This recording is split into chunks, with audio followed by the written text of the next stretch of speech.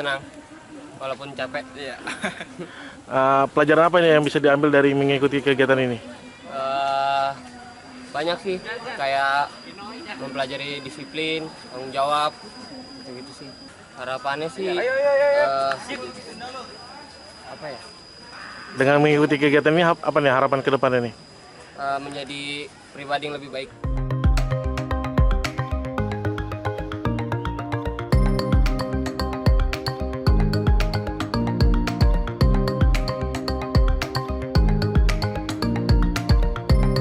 Jadi tahun ini kita mengadakan kegiatan untuk menerima tamu Ambalan itu kita mulai dengan momen Sumpah Pemuda.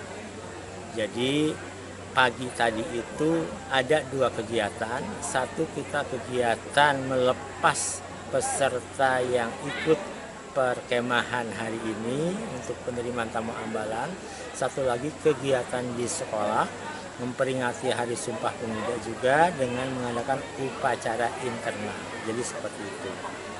Untuk kegiatan penerimaan tamu Ambalan ini kan satu proses di mana nanti pada kelanjutannya mereka akan menjadi tamu penegak.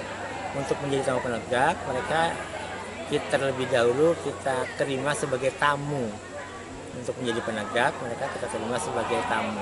Nah, kegiatan untuk menjadi penegak itu ada butuh waktu juga dan butuh keterampilan juga, ya, yaitu pengisian keterampilan melalui pengisian syarat kecakapan umum SKU namanya. Jadi seperti itu.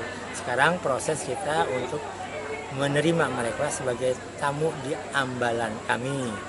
Ambalannya namanya Sultan Ageng Tirtayasa dan Raden Ajeng Kartini. Nomor gugus depan 01065 01066.